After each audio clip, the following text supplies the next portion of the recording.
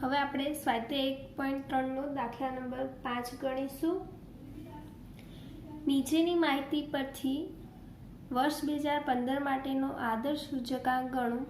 તો આદર્શ સૂચકાંક એટલે ફિશરનો સૂચકાંક।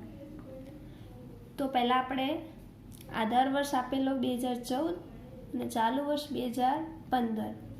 તો આધાર વર્ષ એટલે આપણે યાદ રાખવાનું 0 અને ચાલુ વર્ષ એટલે 1।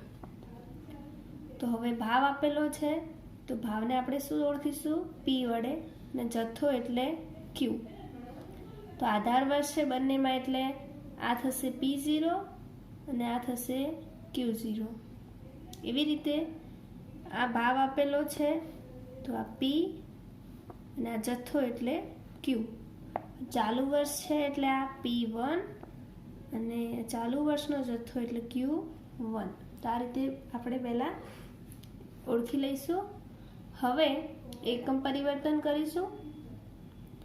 તો સૌપ્રથમ એકમને જથ્થા સાથે સરખાવવાનું, બંને સેમ હોવા જોઈએ, ન હોય તો આપણે સુધારો કરીશું। તો એકમ કિગ્રામાં આપેલ છે। હવે જથ્થો આધાર વર્ષનો પણ કિગ્રામાં છે અને ચાલુ વર્ષનો પણ કિગ્રામાં છે, એટલે જથ્થામાં કંઈ ફેરફાર કરવાનો નથી। પણ આગળ સંખ્યા કેટલી આપેલી છે? 20। તો 20ને શું કરશું? આપણે ચેકી દઈશું અને એ 20 વડે આપણે કોને ભાગાકાર કરીશું? ભાવને। તો ભાવને 20 વડે ભાગી લઈશું, ચાલુ વર્ષના ભાવને અને આધાર વર્ષના બંનેને। તો અહીંયા આધાર વર્ષનો ભાવ મળશે આપણને 6 અને ચાલુ વર્ષનો ભાવ મળશે આપણને 14। તો આ રીતે પહેલાં જથ્થો મેચ કરવાનો, પછી જે હોય એ ભાવમાં ચેન્જીસ કરવાના। હવે એકમ ડઝનમાં આપેલ છે વસ્તુ બીનો, તો જથ્થા સાથે મેચ કરીશું। તો આ ડઝન છે, આધાર વર્ષનો જથ્થો પણ ડઝનમાં છે, પણ ચાલુ વર્ષનો જથ્થો શામાં આપેલો છે? નંગમાં। તો આપણે એને ડઝનમાં ફેરવી લઈશું, એટલે ત્રણેય સેમ થઈ જવા જોઈએ।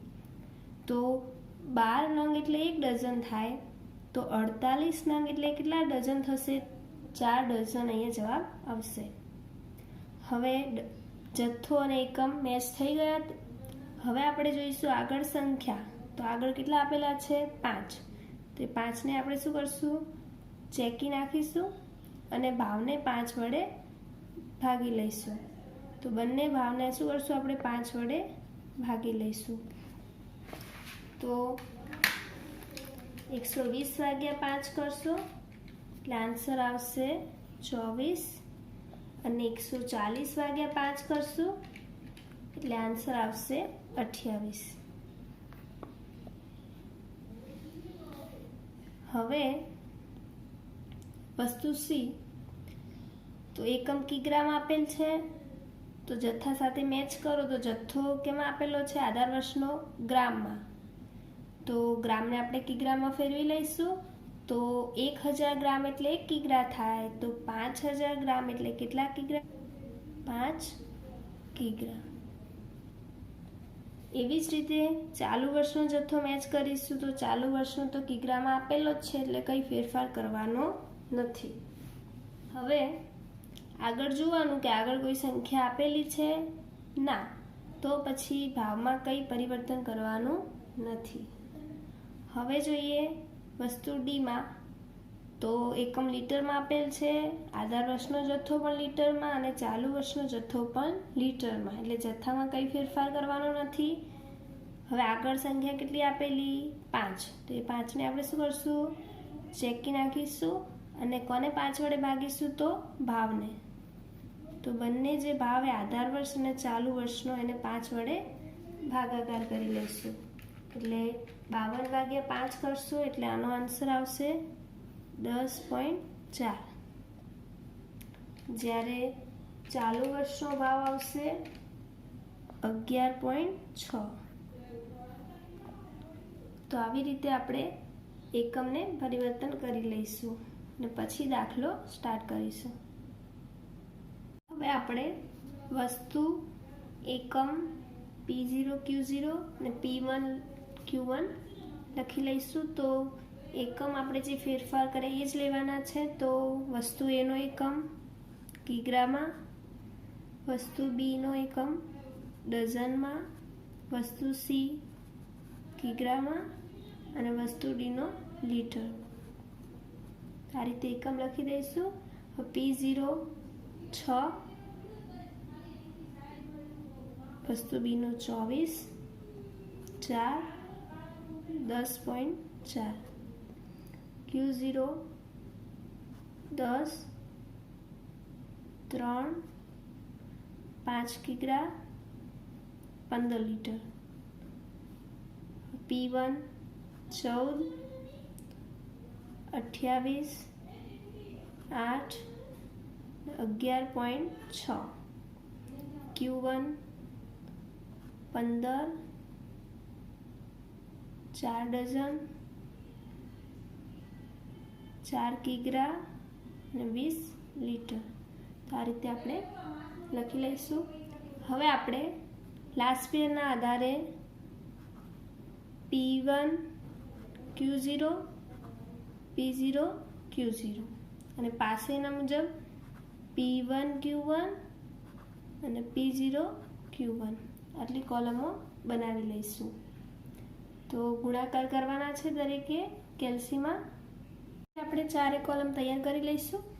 તો સિગ્મા P1 Q0નું ટોટલ મળશે 438, sigma P0 Q0નું total 308, sigma P1 Q1 586 અને સિગ્મા P0 Q1 410. હવે આપણે આદર્શ સૂચકાંક ગણીશું. તો આદર્શ સૂચકાંક એટલે ફિશરનો સૂચકાંક. આપણે એ લખીશું આદર્શ સૂચકાંક IF બરાબર. હવે લાસ્ટ યર અને પાસે નથી તો આપણે ફિશરનો બીજા સૂત્રનો ઉપયોગ કરીશું. તો અહીંયા એ સૂત્ર તમને યાદ હોવું જોઈએ. સિગ્મા P1 Q0 પણ સિગ્મા P0 Q0 એટલે અહીં લાસ્ટ યરનું આવશે અને અહીં પાસેનું સિગ્મા P1 Q1 પણ સિગ્મા P0 Q1 વર્ગમૂળની બહાર આવશે ગુણ્યા 100. હવે કિંમતો મૂકી લઈશું અંદર.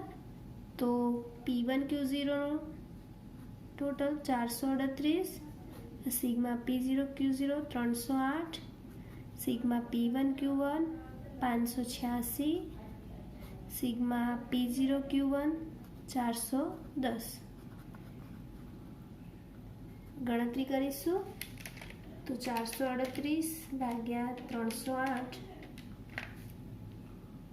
તો તમારે આન્સર આવશે અહીંયા 1.4221 ગુણ્યા 586 ભાગ્યા 410, તો 1.423.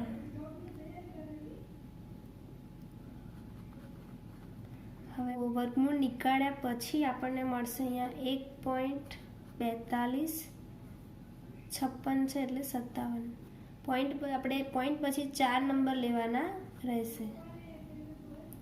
હવે ગુણ્યા 100 કરીશું એટલે આન્સર આવશે 142.57.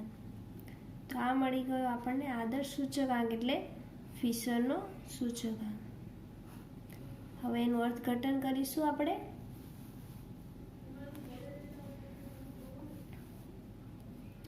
તો એ લખીશું અર્થઘટન. તો આધાર વર્ષ 2014ની સરખામણીમાં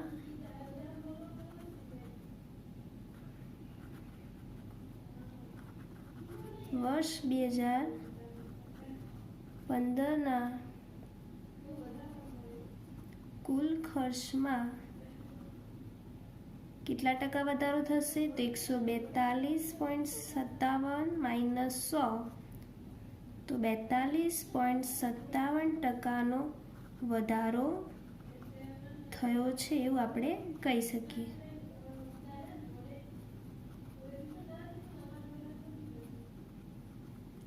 ઓકે, તો આ રીતે અર્થઘટન પણ તમારે લખી જ નાખવાનું, જેથી કોઈ પણ માર્ક્સ તમારા કપાશે નહીં.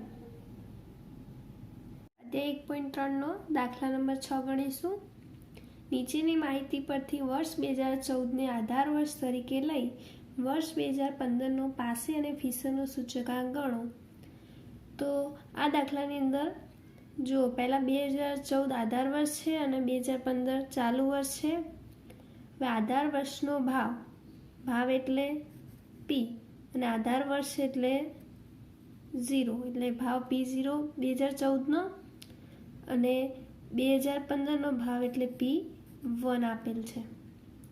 પછી આપેલો કુલ ખર્ચ. તો આગળ આપણે જોઈ ગયા આધાર વર્ષનો કુલ ખર્ચ. તો આધાર વર્ષનો કુલ ખર્ચ એટલે શું થશે? P0 Q0 અને ચાલુ વર્ષનો કુલ ખર્ચ એટલે P1 Q1. તો હવે દાખલામાં આપણે P0 Q0ની જરૂર પડે અને P1 Q1ની જરૂર પડશે, પરંતુ અહીંયા કુલ ખર્ચ આપેલો છે એટલે P0 Q0 અને P1 Q1 આપેલા છે. તો હવે આપણે આના પરથી Q0 અને Q1 શોધી લઈશું. દાખલામાં 2014નો ભાવ એટલે P0 આપેલ છે અને 2015નો ભાવ એટલે P1 આપેલ છે. પછી 2014નો કુલ ખર્ચ છે, તો અહીં લખશું આપણે 2014નો કુલ ખર્ચ. તો જો 2014 આધાર વર્ષ છે એટલે એના કુલ ખર્ચને આપણે P0 Q0 લખી શકીએ અને 2015નો કુલ ખર્ચ આપેલો છે તો એને આપણે P1 Q1 લખી શકીએ. એટલે આધાર વર્ષનો કુલ ખર્ચને P0 Q0 અને ચાલુ વર્ષના કુલ ખર્ચને P1 Q1 તરીકે ઓળખાય. હવે આપણને P1 Q1 P0 Q0 આપેલ છે, એના ઉપરથી આપણે Q0 અને Q1 શોધીશું. તો જો P0 આપેલા છે તો Q0 શોધવા હોય તો જે આધાર વર્ષનો કુલ ખર્ચ આપેલ છે P0 Q0 એને આપણે P0 વડે ભાગી લઈશું, એટલે જુઓ Q0 તમને મળી જશે. આ રીતે તમે જુઓ કે P0 Q0 upon P0, તો P0 અને P0 બંને છેદ અંશમાં નીકળી જશે તો આપણને Q0 મળી જશે.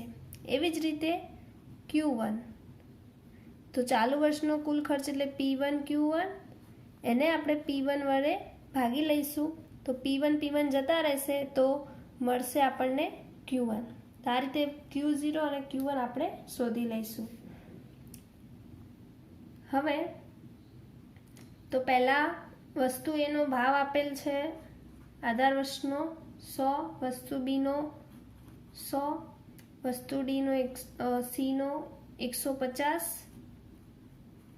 વસ્તુ ડીનો 180 અને વસ્તુ ઈનો 250. તો આ રીતે આપણે P1 અને P0 લખી લઈશું.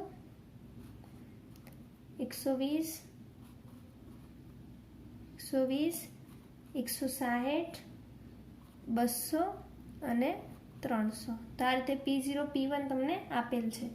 હવે આપણે Q0 શોધશું. તો દેખો કુલ ખર્ચ પહેલાં આપેલો છે 400, તો 400 ભાગ્યા કેટલા કરશું? P0 એટલે 100, તો આપણને Q0 કેટલા મળશે? 4. એવી જ રીતે વસ્તુ બીમાં કુલ ખર્ચ આધાર વર્ષનો 500 ભાગ્યા 100 એટલે 5.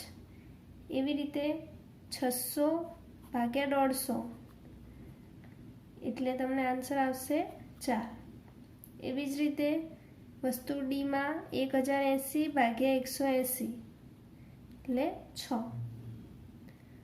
પછી 1000 ભાગ્યા 250 એટલે 4. તો આ રીતે આપણે Q0 શોધી લઈશું. એવી જ રીતે Q1, તો કુલ ખર્ચ આપેલો છે 720 ચાલુ વર્ષનો ભાગ્યા P1 120, તો આન્સર આવશે 6. એવી રીતે 600 ભાગ્યા 120 5 મળશે. પછી 800 ભાગ્યા 160 એટલે 5 મળશે અહીં પણ. પછી 1000 ભાગ્યા 200 એટલે 5 મળશે અને 1200 ભાગ્યા 300 એટલે 4 મળશે. તો આ રીતે આપણે Q0 અને Q1 શોધી લઈશું. હવે આપણે પાસે અને ફિશરનો સૂચકાંક શોધવો છે. તો પાસેનો શોધવો હોય તો એના માટે 2 કોલમ અને ફિશર માટે પણ લાસ્ટ પેરની જરૂર પડશે. તો લાસ્ટ પેરના પણ 2 કોલમ બનાવવા પડશે. તો લાસ્ટ પેર માટે P1 Q0 અને P0 Q0. પાસે માટે P1 Q1 P0 Q1. આ રીતે 4 કોલમ આપણે બનાવી લઈશું. હવે ગુણાકાર કરી લઈશું અને એના સરવાળા કરી લઈશું. તો P1 Q0નું 4120, P0 Q0નું 3580, P1 Q1નું 4320 અને P0 Q1નું 3750. તો આ રીતે આપણને ટોટલ મળશે. હવે આપણે પાસેનો સૂચકાંક શોધવાનો છે અને ફિશરનો સૂચકાંક શોધવાનો છે. તો પાસે અને ફિશરનો શોધવાનો છે તો સાથે આપણે લાસ્ટ પેરનો પણ શોધી લઈશું અને ડાયરેક્ટ પછી ફિશરનો શોધીશું. તો લાસ્ટ પેરનો સૂચકાંક IL બરાબર P1 Q0 sigma P0 Q0 ગુણ્યા 100. તો P1 Q0નું ટોટલ મળ્યું આપણને 4120, P0 Q0નું 3580 ગુણ્યા 100. તો આન્સર આપણને મળશે 115.08. તો આ લાસ્ટ પેરનો સૂચકાંક મળશે P1 Q0 sigma P0 Q0 ગુણ્યા 100. તો P1 Q0નું ટોટલ મળ્યું આપણને 4120, P0 Q0નું 3580 ગુણ્યા 100. તો આન્સર આપણને મળશે 115.08. તો આ લાસ્ટ પેરનો સૂચકાંક મળશે. હવે આપણે પાસેનો સૂચકાંક શોધીશું. તો IP બરાબર sigma P1 Q1 sigma P0 Q1 ગુણ્યા 100. તો P1 Q1નું ટોટલ મળ્યું 4320 અને P0 Q1નું 3750. તો આનો જવાબ મળશે આપણને 115.2. અર્થઘટન દરેકે તમારી રીતે કરવાનું છે. આગળના દાખલામાં જે રીતે આપણે કર્યું એ જ રીતે. હવે આપણે શોધીશું ફિશરનો સૂચકાંક. તો ફિશરનો સૂચકાંક એટલે IF બરાબર વર્ગમૂળમાં IL ગુણ્યા IP. તો IL મળ્યો આપણને 115.08, IP મળ્યો આપણને 115.2.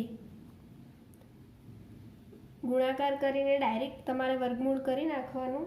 તો આન્સર આવશે 115.14.